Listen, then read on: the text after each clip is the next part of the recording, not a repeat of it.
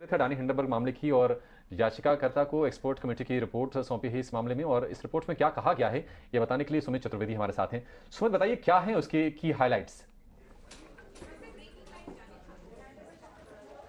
सो इस separate committee report जो supreme court के द्वारा निर्धारित की गई थी उसके रिकमेंडेशंस बाहर आए हैं।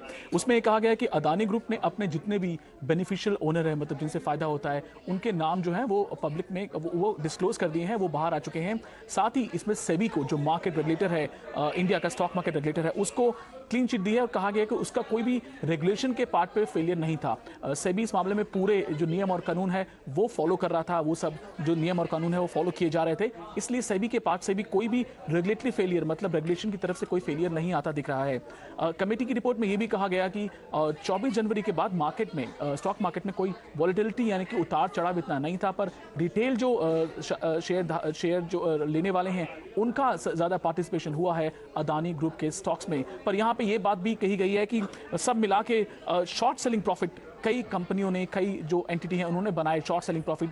ये कौन थे, उनकी जांच भी पूरी होनी चाहिए इस मामले में, ये कहा गया है। सो कुल मिला के सेबी को तो क्लीन चिट दी गई है, साथ में अदानी ग्रुप के लिए भी ये क्लीन चिट की ही तरह है, जहां पे ये कहा गया है कि उन्होंने सब अपने बेनिफिशियल ओनर जो थे उनको डिस्क्लोज किया था और सेबी की तरफ से कोई भी लापरवाही नहीं बरती गई है इस सब में। ध्यान रहे कि ये जब जनवरी में अदानी ग्रुप के स्टॉक काफ़ी गिर गए थे, उसके बाद सुप्रीम कोर्ट ने ये कमेटी, दो कमेटी बनाई थी, सेपरेट कमेटी बनाई थी और सेबी को कहा था कि पूरी जांच करे। सेबी ने इसके लिए ज़्यादा वक्त मांगा था, पर सेपरेट कमेटी की रिपोर्ट जो है वो बाहर आई है, जिसका हमने आपको अभी ब्यौरा दिया। ठीक है सुमित, तो पहली नज़र में किसी कानून का उल्लंघन नहीं है इस रिपोर्ट में, ये कहा गया है। और दरअसल दो चीज़ें थी सुप्रीम कोर्ट ने। एक तो एम सप्रे साहब की अगुवाई में जो कमेटी बनी थी 6 सदस्यों की, उन्होंने सील बंद लिफाफे में अपने जो ऑब्जर्वेशंस थे वो सुप्रीम कोर्ट ने को सौंपे गए थे। दूसरी चीज़ ये थी कि सेबी ने इसकी जांच पूरी करने के लिए मोहलत मांगी थी सुप्रीम कोर्ट से, 6 महीने की मोहलत और मांगी थी कि थोड़ा सा कॉम्प्लेक्स मैटर है, काफ़ी जटिल है, आंकड़े निकालना, चीज़ों की तफ्तीश करना थोड़ा सा समय लगेगा उसमें, इसके लिए समय बढ़ाने की मांग की थी। हालांकि सुप्रीम कोर्ट ने 14 अगस्त तक का ही समय दिया है। लेकिन एक्सपर्ट कमेटी की जो रिपोर्ट है वो थे दरअसल इन्वेस्टर्स के इंटरेस्ट को, यानी कि निवेशकों के हित को सेफगार्ड करने के लिए, उसको सुरक्षित करने के लिए क्या मैकेनिज्म होना चाहिए, क्या उपाय बनाने चाहिए, उसको लेकर यह रिपोर्ट आई थी। और उस रिपोर्ट को अब सार्वजनिक एक तरह से कर दी गई है और बताया गया है कि क्या कुछ उसमें निकल के आया है। तो साफ तौर पर 13 कंपनियों की आगे जांच जरूरी है या नहीं, यह फैसला सेबी लिए, यह कहा गया है, रिपोर्ट में कहा गया है। और उसको लेकर अभी जांच चल भी रही है।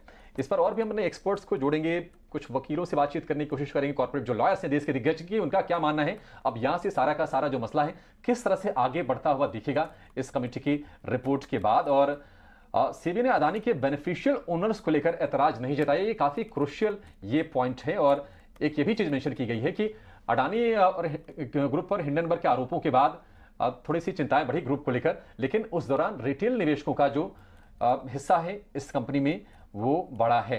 और हिंडनबर्ग रिपोर्ट के बाद अदानी शेयर में कई लोगों ने शॉर्ट सेलिंग की, ये जाहिर सी बात है, ये दरअसल मैकेनिज्म है हिंडनबर्ग का, जो कि अमेरिका का शॉर्ट सेलर है। शॉर्ट सेलर यानी कि वो कंपनियों के बारे में पहले जांच पड़ताल करते हैं, एक रिपोर्ट बनाते हैं और उस रिपोर्ट को साझा कहने से पहले उनमें अपने क्लाइंट्स के जरिए या खुद शॉर्ट की पोजीशन लेते हैं, यानी कि उन शेयरों को बेचते हैं।